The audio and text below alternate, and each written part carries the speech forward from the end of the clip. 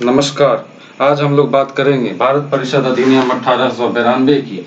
आइए एक एक करके उसके सभी प्रावधानों को समझने का हम लोग प्रयास करें। तो इसे समझने से पहले सबसे पहले इसे लाने के पीछे के कारणों को समझना पड़ेगा। उसके बाद ही हम इसको भली भांति समझ पाएंगे। सबसे पहले कारणों में प्रथम कारण जो आता है वह थी 1857 की क्रांति। उसके अतिरिक्त शिक्षा के प्रसार ने भारतीयों में राष्ट्रवाद की भावना को जागृत कर दिया। दूसरी बात, 1885 में कांग्रेस की स्थापना, साथ ही साथ इल्बर्ट बिल विधेयकवाद ने भारतीयों में राजनीतिक चेतना जागृत की।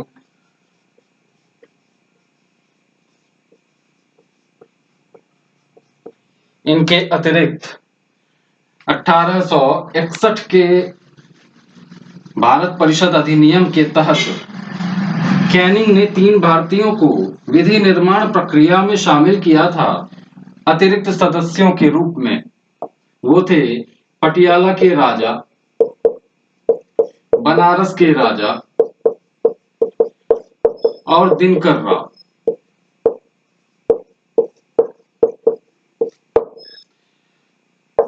कैनिंग इस बात से उत्साहित होकर भारतीयों को लगने लगा कि अब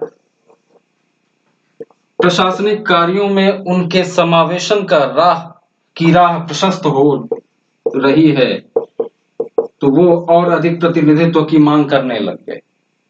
ये 3 प्रमुख कारण थे। इसके प्रमुख प्रावधान की अगर हम लोग बात करें तो सबसे पहले प्रावधान में निर्वाचन पद्धति का समावेश पहले नंबर पर आता है।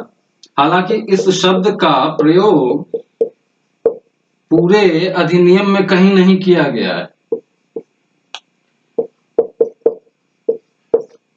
लेकिन निर्वाचन प्रणाली की शुरुआत कहीं न कहीं यहीं पर हो गई थी। देखिए कैसे, वायसराय की परिषद में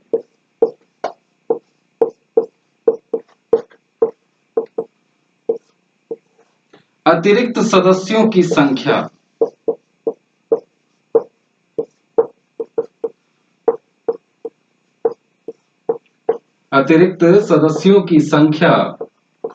न्यूनतम 10 तथा अधिकतम 16 कर दी गई। ज्ञातव्य हो कि 1861 के भारत परिषद अधिनियम के तहत वायसराय की परिषद में सदस्यों की संख्या, अतिरिक्त सदस्यों की संख्या न्यूनतम 6 और अधिकतम 12 कर दी गई थी। लेकिन इस बार यह संख्या न्यूनतम 10 और अधिकतम 16 कर दी गई। लेकिन इसके लिए पहली शर्त थी कि इनके मनोनयन से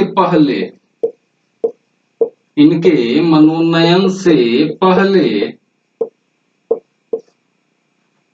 सपरिषद भारत सचिव की अनुमति चाहिए होती थी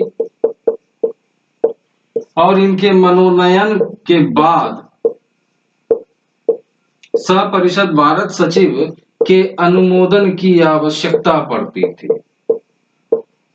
मतलब सर्वे सर्वा इन परिस्थितियों में भारत सचिव ही थे। इस मामले में उनकी अनुमति के बिना ना तो इस प्रोसेस को इनिशिएट किया जा सकता था और ना ही इसको अंतिम स्वरूप प्रदान किया जा सकता था। अगली बात, इनमें 40% सदस्यों का गैर सरकारी होना अनिवार्य था।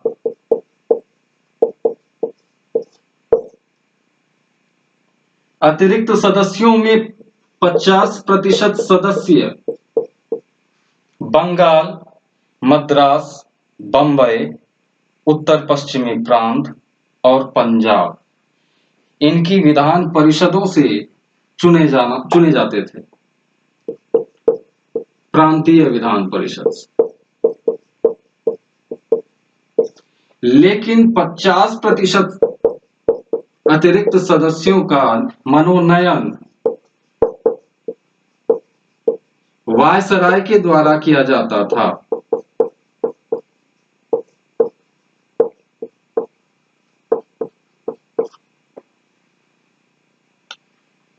50% का विधान परिषद और कलकत्ता वाणिज्य बोर्ड दोनों के द्वारा चुना जाता था। यहीं पर निर्वाचन प्रणाली की शुरुआत हो गई थी।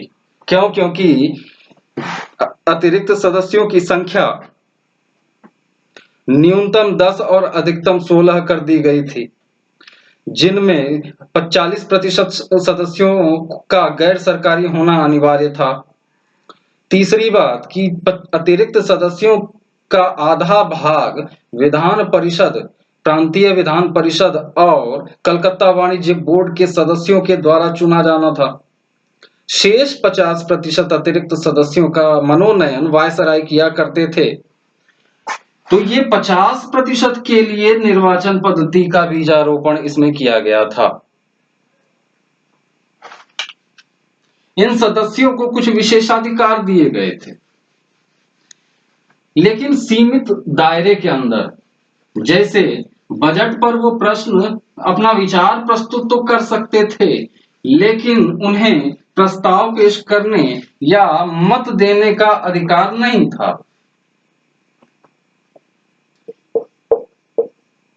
अनुच्छेद इनकी अग्रिम सूचना देकर वो लोकहित में प्रश्न पूछ सकते थे। बजट पर विचार पेश करने का अधिकार था उनको,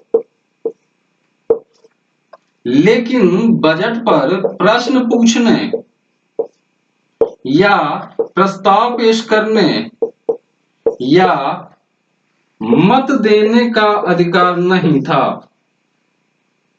दूसरी बात, लोकहित में यदि कोई प्रश्न पूछना होता तो उन्हें 6 दिन पहले सूचित करना पड़ता था सपरिषद वायसराय को। उसमें भी वायसराय बाध्य नहीं थे कि सवाल का जवाब देना ही है। वो उनकी स्वेच्छा पर थी कि किस सवाल का जवाब देना है और किस सवाल का जवाब नहीं देना है। और कमोबेश यही स्थिति प्रांतों में लागू की गई थी। प्रांतों के संदर्भ में अगर हम लोग बात करें, प्रांतों के संदर्भ में अगर हम लोग बात करने की कोशिश करें तो कमोबेश यही स्थिति थी। सबसे पहले तो वहां भी अतिरिक्त सदस्यों की संख्या बढ़ाई गई। बड़े प्रांतों में, बड़े प्रांत उस समय कौन कौन थे? बंबई, मद्रास और बंगाल, 3 प्रेसिडेंसियां बड़ी प्रांतों के अंतर्गत आया करती थीं। उनमें अतिरिक्त सदस्यों की संख्या न्यूनतम 8 और अधिकतम 20 कर दी गई, अर्थात 8 से 20 के बीच में वैरी कर रहा था। छोटे प्रांतों के लिए यह संख्या निश्चित कर दी गई थी 15। इन सदस्यों का, इन सभी अतिरिक्त, लेकिन एक फर्क था प्रांत, केंद्र और प्रांत में। वायसराय की परिषद में अतिरिक्त सदस्यों के मामले में और प्रांतों में अतिरिक्त सदस्यों के मामले में एक बारीक फर्क था कि वायसराय की परिषद में 40% तो गैर सरकारी थे, 50% का निर्वाचन हुआ करता था छोटे प्रांतों की विधान परिषदों के द्वारा और कलकत्ता वाणिज्य बोर्ड के द्वारा। शेष 50% का मनोनयन वायसराय स्वयं किया करते थे। लेकिन प्रांतों में सभी सदस्यों का निर्वाचन विश्वविद्यालय, नगर पालिका, जिला बोर्ड और प्रांत के वाणिज्य मंडलों के द्वारा। यही फर्क था, इन सभी सदस्यों का चुनाव किया जाता था।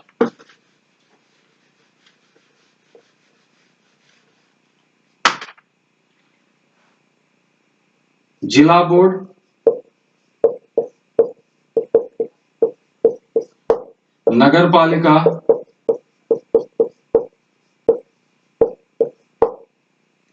विश्वविद्यालय और जिला बोर्ड, नगर पालिका, विश्वविद्यालय और वाणिज्य मंडल, इन चारों के द्वारा निर्वाचन किया जाता था। यहां भी 6 दिन अग्रिम सूचना देकर, 6 दिन पूर्व सूचित करके लोकहित में प्रश्न पूछने का अधिकार था। लेकिन यहां भी वही व्यवस्था कर दी गई थी कि सरकार प्रश्न का जवाब देने के लिए बाध्य नहीं थी, वो ठुकरा भी सकती थी इस चीज को।